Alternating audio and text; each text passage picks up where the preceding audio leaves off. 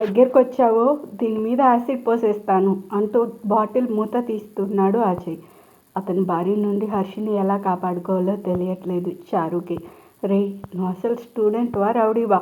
అమ్మ నాన్న చదువుకోమని కాలేజ్కి పంపిస్తుంటే ఇక్కడ నువ్వు వేసే వేషాలు ఇవా? ఏం చేసిందని యాసిడ్ పోస్తావురా? తప్పుని తప్పు అని చెప్పినందుక, లేదా నిన్ను ప్రేమించినందుక అని అడిగింది చారు. ప్రేమించకపోతే ప్రేమించే వరకు వెంటపడతా, కానీ ఇలా చంపడానికి రాను. ఇది నన్ను అందరి ముందు 2 సార్లు కొట్టింది, నన్ను తలెత్తుకోకుండా చేసింది అన్నాడు హర్షి జుట్టు పట్టుకొని చూస్తూ, 2 చేతులు జోడించి. ప్లీజ్, నీకు దండం పెడతాను, హర్షిని వదిలే, ఇంకోసారి తన్ని జోలికి రాదు అని బతిమాలుతుంది చారు. చారుని పైనుండి కింద వరకు చూస్తూ, ఇంతకీ నువ్వెవరే? దీనికి అక్కవా? పర్లేదు, నువ్వు కూడా బాగున్నావు అన్నాడు అదోలా చూస్తూ. ఛీ, అయ్యో పాపం అని బతిమాలితే మీరు మారరా మీలాంటి వాళ్ళకి అని చుట్టూ చూసి చేతికి ఏమీ దొరక్క డైరెక్ట్గా వెళ్ళి అజయ్ జుట్టు పట్టుకొని చేతిలో ఉన్న యాసిడ్ బాటిల్ లాక్కొని దూరంగా విసిరేసింది. 2 చేతులతో అజయ్ జుట్టు పట్టుకొని అటు ఇటు గుంజడంతో వాడు నొప్పికి విలవిల్లాడుతూ హర్షిని వదిలేశాడు.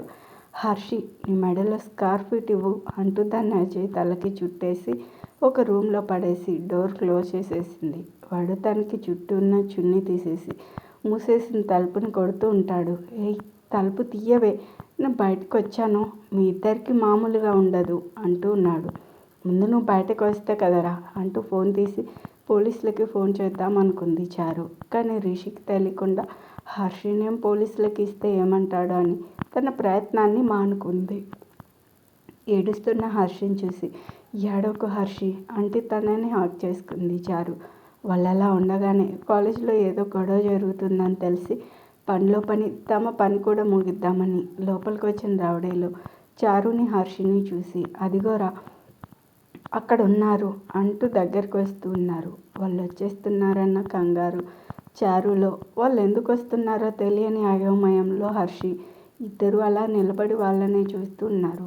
ఈలోగా ఒక రౌడీ వెనుక నుండి కత్తి తీయడంతో అప్పుడు తేరుకుంది చారు. హర్షి, మనం ఇక్కడ ఉండకూడదు రా అంటూ మరో ఆలోచన లేకుండా హర్షి చేయి పట్టుకుని పరిగెడుతూ ఉంది చారు. వాళ్ళు అలా పరిగెడతారని ఊహించని రౌడీలు వారి నడకలో వేగాన్ని పెంచి వారిని పట్టుకోవడానికి వెనకే పరిగెడుతూ ఉన్నారు. కళ్ళలో ఇసుక పడ్డంతో అతి కష్టం మీద తడుముకుంటూ కారులో ఉన్న వాటర్ బాటిల్ తీసుకుని నీళ్ళతో కళ్ళు కడుక్కుంటున్నారు ఇద్దరు. వచ్చింది ఎవడై ఉంటాడ్రా, మన కళ్ళలో దుమ్ము కొట్టి వాడిని తీసుకుపోయాడు అన్నాడు గోవింద్. అది నాకు తెలియట్లేదన్నయ్య, మనల్ని ఎదిరించి ఊర్లో ఎవడు వాడికి హెల్ప్ చేయడు, బయట వాడు ఎవడైనా అయి ఉండొచ్చు అన్నాడు అవినాష్. లేదు లేదు, వచ్చి కాపాడినోడు ఖచ్చితంగా మనూరోడే, బయట ఊరు వాడు అయ్యే ఛాన్స్ లేదు అన్నాడు గోవింద్ ఏదో ఆలోచిస్తూ. ఎలా చెప్పగలవు అన్నయ్య, మన ఊరాడైతే మనకు తెలుస్తుంది కదా అన్నాడు అవినాష్. రే, మనం ఈ ప్లాన్ అప్పటికప్పుడు వేసింది, మనం ఆ రిషి గారిని చంపడానికి వస్తున్నామని నీకు నాకు తప్ప ఎవరికి తెలియదు అంటే వాడు మనం మాట్లాడుకునేది విని రహస్యంగా మనల్ని ఫాలో చేస్తూ వచ్చి ఉండాలి. ఇది ఖచ్చితంగా మనం నమ్మిన వాళ్ళే చేశారా అన్నాడు గోవింద్. అంటే నువ్వేమంటున్నావు అన్నయ్య, మన గురించి తెలిసిన వాళ్ళు ఉన్నారా అన్నాడు. అంతే కదరా, ఇంత ధైర్యంగా మనల్ని దారి మళ్ళించి తీసుకెళ్ళాడంటే ఉన్నట్టే కదా అన్నాడు గోవింద్. చా అని కార్ని బలంగా గుద్దాడు అవినాష్. ఇప్పుడు కావాల్సింది ఆవేశం కాదురా, నాకు తెలిసి ఆ రిషిగాడు బ్రతికే ఉంటాడు. ఇప్పుడు వాడిని కనిపెట్టడం కంటే ఆస్తిని వాడికి కాకుండా చేయడం ముఖ్యం. మనం ఏం చేసినా ఆస్తి కోసమే కదా. ఆడు ఆ అమ్మిని అయినా కాపాడుకుంటాడో లేదో చూద్దాం. మన వాళ్ళకి మాత్రం గట్టిగా చెప్పు, రేపు ఎట్టి పరిస్థితుల్లో ఆ అమ్మాయి చచ్చిపోవాలి, లేదంటే నేను వాళ్ళని లేపేస్తాను, చెప్పు వాళ్ళకి అని చెప్పి వెళ్ళి కారులో కూర్చున్నాడు. అవినాష్ ఫోన్ తీసి గోవింద్ చెప్పమన్నట్టే చెప్పి ఫోన్ కట్ చేసి కారు ఎక్కి కూర్చున్నాడు. అయితే మన తర్వాత ప్లాన్ ఇల్లు కూల్చేయడమేగా అన్నాడు అవినాష్. అవును, పొద్దున్నే ఆ పని చూడు, నాకు పక్క ఊర్లో కొంచెం పని ఉంది, నేను అక్కడికి వెళ్ళొస్తాను అన్నాడు గోవింద్. అలాగే అన్నయ్య, నేను చూసుకుంటాను అన్నాడు అవినాష్. ఈ దెబ్బతో వాడు మళ్ళీ కోలుకోలేదురా, ఒకవేళ ఇప్పుడు వాడు బతికే ఉన్నా ఖచ్చితంగా గుండె పగిలి చేస్తాడు అన్నాడు గోవింద్. ఇద్దరు నవ్వుకుంటూ ఇంటి పాట పట్టారు. అసలు వాళ్ళెవరు చారు, ఎందుకు మన వెంట పడుతున్నారు అని అడిగింది హర్షి ఆయాసపడుతూ. అవన్నీ ఇప్పుడు మాట్లాడే టైం కాదు హర్షి, ఇప్పుడు మనం వాళ్ళకి దొరకకూడదు, అదొక్కటే గుర్తు పెట్టుకుని పరిగెత్తు అంది చారు. అరే అట్లా ఎట్లా పరిగెడతాం, అసలు వాళ్ళు వచ్చేది మన కోసమనో కాదు, ఉండు అడిగేసి వస్తా అంది హర్షి చారు తల కొట్టుకుని. దేవుడా, ఈ పిల్లకు కొంచెమైనా బ్రెయిన్ ఇవ్వు పాపం, మనిషి ఎలా పడుతున్నాడో ఏంటో అంటూ ఎటెళ్తున్నారో కూడా తెలియకుండా పరిగెడుతూ ఉన్నారు ఇద్దరు. అలా చాలా దూరం పరిగెత్తాక ఇక నా వల్ల కాదు, అసలు ఇంత ఎండలో వాళ్ళు మనతో జాగింగ్ ఎందుకు చేస్తున్నారో నాకు తెలియాలి అంది హర్షి కింద కూర్చుని పోయి. హర్షి ప్లీజ్, ఎలా అయినా ఓపిక తెచ్చుకో, ఇక్కడే మన ఇద్దరి ప్రాణాలకి ప్రమాదం, ఇంకొంచెం దూరం పరిగెడితే రోడ్డు వస్తుంది, ఏదో ఒక వెహికల్ ఎక్కి వెళ్ళిపోదాం అని చేయి పట్టుకొని లాగుతుంది చారు. సరే అంటూ లేచి పరిగెడుతున్న హర్షి కాలికి ఒక కర్ర బలంగా వచ్చి తగిలింది. దెబ్బకి అమ్మ అంటూ కింద పడిపోయింది హర్షి. చారు షాక్ అయి హర్షి అని తనని పట్టుకుంటూ ఉండగానే రౌడీలు వాళ్ళని సమీపించేశారు. వాళ్ళకి ఎదురుగా వెళ్ళింది చారు. ఒక్క అడుగు ముందుకు వేశారు, నా చేతిలో అయిపోతారు అంది కర్ర పట్టుకుని. తనని చూసి రౌడీలు నవ్వుతూ ఉంటారు. ఎందుకలా నవ్వుతున్నారు, మీరు విలన్సా అని అడిగింది హర్షి నొప్పితో విలవిల్లాడుతూనే. మేము విలన్స్ కాదో కానీ మీరు మాత్రం మస్తు కామెడీ చేస్తున్నారు అన్నాడు రౌడీల్లో ఒకడు. హా అని నోరు తెరిచి, చూడు చారు, వీడు మనల్ని కామెడీ పీస్లని చేశాడు, ఫస్ట్ వాడిని కొట్టు అంది చిన్నపిల్లలా చేయి చూపిస్తూ. హర్షి నువ్వు ఉండు అంటూ లోపల బెదురుతూనే ఉన్నా పైకి మాత్రం కర్ర పట్టుకుని కోపంగా చూస్తుంది చారు. ఇగో పిల్ల, నీతో మాకేం సంబంధం లేదు, మేము మా అమ్మాయిని లేపేయడానికి వచ్చినాం, మర్యాదగా అడ్డు తప్పుకో, మా పని మేము చేసుకుని వెళ్తాం అన్నాడు అడుగు ముందుకేసి. అయినా కదలకుండా నించునున్న చారుని ఇద్దరు రౌడీలు కదలకుండా పట్టుకుని ఇంకో ఇద్దరు హర్షి దగ్గరకు వస్తూ ఉన్నారు. హర్షి పారిపో, వాళ్ళు నిన్ను చంపేస్తారు అని అరుస్తూ ఉంటుంది చారు. పైకి లేచి, మీరు నన్ను చంపడానికి వచ్చారా, నేను మిమ్మల్ని ఏం చేశాను అని అమాయకంగా మొహం పెట్టి అడుగుతుంది. నువ్వు మమ్మల్ని ఏం చేయలే, నేను చంపమని మాకు సుపారీ వచ్చింది, అందుకే నేను ఇప్పుడు లేపేయడానికి వచ్చినాం అంటాడు ఒకడు.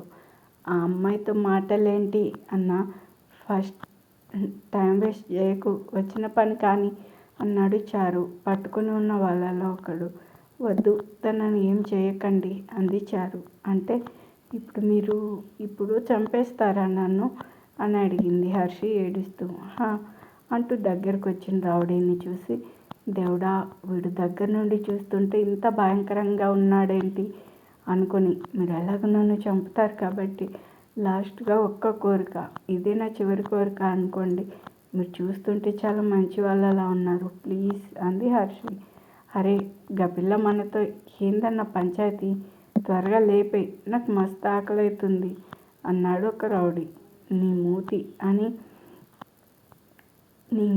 మూతి బిగించి వాడిని కోపంగా చూసి మళ్ళీ ఎక్స్ప్రెషన్ మార్చి, ప్లీజ్ అన్న, లాస్ట్ కోరిక తీర్చు అన్న అంటుంది ఏడుస్తూ. హర్షి ఏడుపుకి కరిగిపోయి, ఏంటో చెప్పు అంటాడు రౌడీ. హర్షి నువ్వు అసలు ఏం చేస్తున్నావు, వాళ్ళు నిన్ను చంపడానికి వచ్చారు, నీకు అర్థమవుతుందా అంది చారు గట్టిగా. నువ్వు ఉండు చారు, నేను అన్నతో మాట్లాడుతున్నా కదా అని.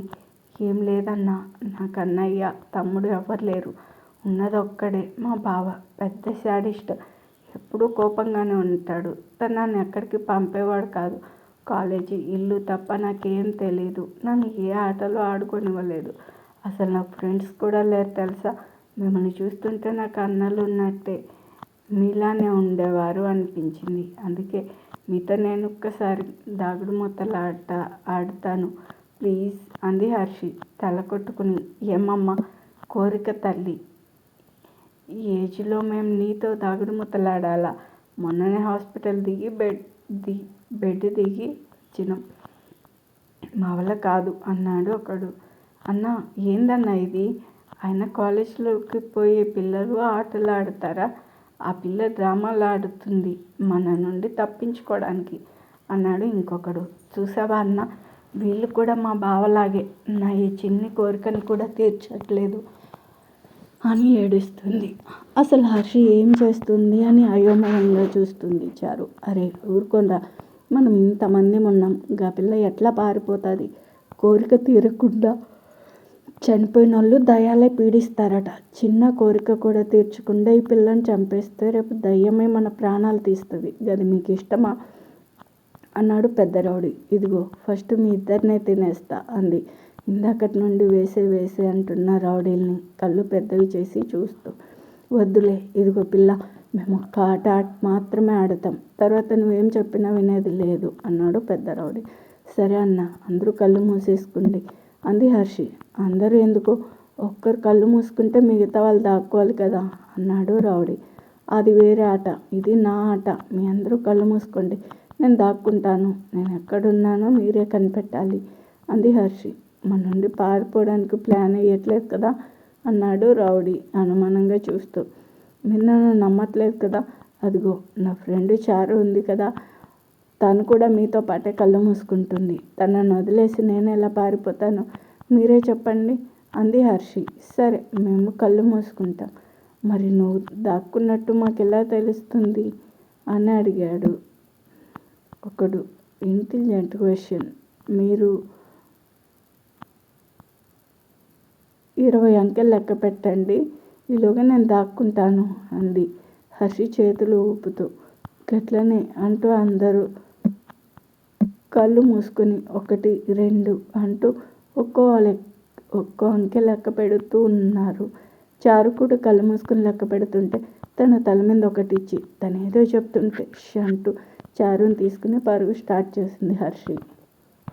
హర్షి చెప్పినట్టుగానే 20 అంకెలు లెక్క పెట్టి కళ్ళు తెరిచిన రౌడీలకి ఇద్దరు కనిపించకపోయేసరికి పారిపోయారు అనుకుని మోసం చేశారా అనుకుని ఎటెళ్ళారో తెలియక నలుగురు తలో దిక్కు వెళ్దాం అనుకుంటున్న వాళ్ళు ఒక రౌడీ అక్కర్లేదు అంటూ హర్షి చారు అడుగుల గుర్తులు చూపించాడు. వాటి ఆధారంగా వాళ్ళను వెతుక్కుంటూ వెళ్తూ ఉన్నారు. హర్షి, నువ్వు ఎంత రిస్క్ చేసావో తెలుస్తుందా? వాళ్ళలో ఎవడైనా ఇరిటేట్ అయ్యి నిన్నేమైనా చేసి ఉంటే అంది చారు. నాకే కాదు చారు, వారి చేతుల్లో ఉన్న నిన్ను వాళ్ళు ఏమైనా చేసుంటే, అయినా నన్ను పారిపో అంటున్నావు, నేను వదిలేసి నేను ఎలా వెళ్తాను? నువ్వు నా కోసం ఎంత రిస్క్ చేసావో నేను చూడలేదనుకుంటున్నావా? సరే ముందు మనం ఏదో ఒక వెహికల్ ఆపాలి అని రోడ్డు చివరికి చేరుకొని ఏదైనా వెహికల్ వస్తుందేమో అని చూస్తూ ఉన్నారు. వెనక వచ్చిన రౌడీలు వాళ్ళని చేరడానికి ఎక్కువ టైం తీసుకోలేదు. వాళ్ళని అంత దూరంలో చూసిన హర్షి, వీళ్ళేంటి చారు మనల్ని వదిలేలా లేరు, చూస్తుంటే మనల్ని వదిలేలా లేరు, ఇదేమో ఒక్క వెహికల్ కూడా రావట్లేదు, ముందు మనం వాళ్ళకి దొరకకుండా పరిగెడదాం పదా అంటూ కాలు నొప్పిని కూడా లెక్క చేయకుండా పరిగెడుతుంది హర్షి. ఈలోగా తన ఫోన్ రింగ్ అవుతూ ఉండడంతో పాకెట్లో ఉన్న తన ఫోన్ తీసుకొని చూసింది. మై లైఫ్ కాలింగ్ అని చూసి ఆనందంగా బావా అనుకుంటూ తను ఎందుకు పరిగెడుతున్నానన్న విషయం మర్చిపోయి ఆగిపోయి ఫోన్ లిఫ్ట్ చేసింది హర్షి. హర్షి తనతోనే వస్తుంది అనుకుని చారు ఒక 10 అడుగులు ముందుకు వెళ్ళిపోయి హర్షి రావట్లేదని వెనక్కి తిరిగి చూసింది. ఆనందంగా ఫోన్ లిఫ్ట్ చేసి చెవి దగ్గర పెట్టుకుంటున్న హర్షిని చుట్టుముట్టారు రౌడీలు. ఫోన్ ఒక చేత్తో పట్టుకుని, దేవుడా వీళ్ళు ఇంత ఫాస్ట్గా వచ్చేసారా అనుకుంటూ చూస్తుంది హర్షి. మమ్మల్ని మోసం చేస్తావా అంటూ వెనక దాచిన కత్తిని తీసుకున్నాడు రౌడీ. నో అంటూ అరుస్తూ హర్షి దగ్గరికి రావడానికి పరిగెడుతుంది చారు. వెనక్కి తిరిగి పొడవడానికి ట్రై చేస్తున్న హర్షిని కదలకుండా ఇద్దరు రౌడీలు పట్టుకున్నారు. కాపాడడానికి వచ్చిన చారుని ఇంకో రౌడీ పట్టుకున్నాడు. మీకు దండం పెడతాను, ఎన్ని డబ్బులు కావాలన్నా ఇస్తాను, తనను వదిలేయండి అని ఏడుస్తూ బతిమాలుతూ ఉంది చారు. ఎదురుగా కత్తి పట్టుకొని తన దగ్గరికి వస్తున్న రౌడీని చూడగానే ఇవే తన ఆఖరి క్షణాలు అనిపించాయి హర్షికి. కళ్ళు మూసుకుని రిషిని తలుచుకుంది. వెళ్ళిపోతున్నా బావా, నేను కూడా నేను ఒంటరిని చేసి అమ్మ నాన్న దగ్గరికి వెళ్ళిపోతున్నాను, ఐ మిస్ యూ అనుకుంటూ ఉంది. No Harshi, don't give up అని అరుస్తూ ఉంటుంది చారు. ఇప్పుడు ఎలా తప్పించుకుంటావు అంటూ తన చేతిని కత్తిని తన బలాన్నంతా ఉపయోగించి పొడిచాడు రౌడీ. హర్షి అని అరిచిన చారు షాక్ అయి చూస్తుంది. కళ్ళు మూసుకుని ఉన్న హర్షి చారు అరుపుకి కళ్ళు తెరిచి చూసింది. కళ్ళు మూసుకుని పొడిచిన రౌడీ ఏంటి ఎలాంటి సౌండ్ లేదు అని కళ్ళు తెరిచి చూశాడు. ఎదురుగా తన మనిషి ఏడుస్తూ అన్నా అని కిందకి చూడు అంటూ సైగ చేశాడు. అతను కిందికి చూసి పొడిచింది తన మనిషిని అని వెంటనే చేయి తీసేశాడు. ఇదిలా జరిగింది, మధ్యలో నువ్వెందుకు వచ్చావురా అన్నాడు పెద్ద రౌడీ. నేను రాలేదన్నా, వచ్చేలా చేశారు అంటూ వెనక్కి చూశాడు. ఎర్రటి చింత నిప్పుల్లాంటి కళ్ళతో కోపంగా చూస్తున్నాడు రిషి. తనని చూసిన హర్షి ఒక్కసారిగా కళ్ళు విప్పారాయి. ఆనందంగా బావా అంటూ వెళ్ళి రిషి మొహమంతా ముద్దులు పెడుతూ హగ్ చేసుకుని ఏడుస్తూ ఉంది.